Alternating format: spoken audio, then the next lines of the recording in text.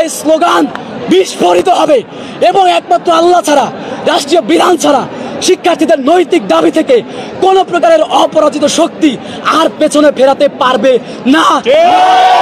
তোমাদের নেক্সট যদি কোনো আন্দোলনে দেখি তাহলে তোমাদের মার্ক করে করে ভাইবাতে তোমরা কিভাবে পাস করো, তোমরা কিভাবে ইডেন কলেজ থেকে বের হও আমরা দেখে ছাড়বো। শিক্ষার অধিকারের জন্য রক্ত দিতে দিতে আমাদের রক্তও এখন আর বের হতে চায় না।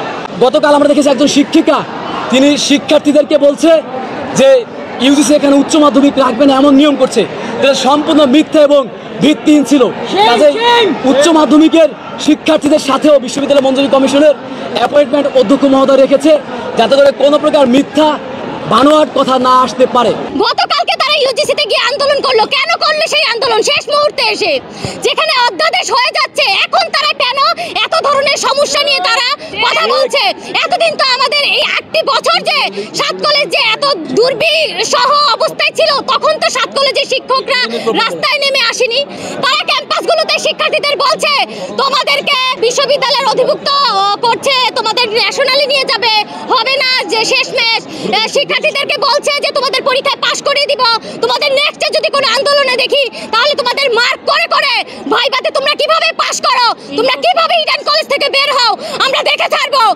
আমরা মূল দাবি রাখছি, যেহেতু অধ্যাদেশ হয়ে গেলে সামষ্টিক সমস্যাগুলো মিটে যায়, সেক্ষেত্রে আগামী সোমবারের মধ্যে অবশ্যই মন্ত্রণালয় কর্তৃক সুস্পষ্ট রোডম্যাপ অধ্যাদেশের সকলের সামনে পরিষ্কার করতে হবে। আগামী সোমবারের মধ্যে সুস্পষ্ট রোডম্যাপ পরিষ্কার না করলে এই শহরে 7 কলেজ শিক্ষার্থীরা বিগত সময়ের মতো করে ভয়ঙ্করভাবে রাস্তায় নামবে। কারণ আমাদের ভাইগণ, আমাদের আর পেছনে ফেরার সুযোগ নেই। শিক্ষার অধিকারের জন্য রক্ত দিতে দিতে আমাদের রক্তও এখন আর বের হতে চায় না। কাজেই চূড়ান্ত সমাধান অধ্যাদেশ এবং অধ্যাদেশের মাধ্যমেই সবকিছু পরিষ্কার করতে হবে। আপনারা দেখতে পাচ্ছেন এখনো পর্যন্ত চারদিকে স্লোগান হচ্ছে শিক্ষা সিন্ডিকেটের বিরুদ্ধে। এই স্লোগান বিস্ফোরিত হবে এবং একমাত্র আল্লাহ ছাড়া, রাষ্ট্রীয় বিধান ছাড়া শিক্ষার্থীদের নৈতিক দাবি থেকে কোন প্রকারের অপরাজিত শক্তি আর পেছনে ফেরাতে পারবে না।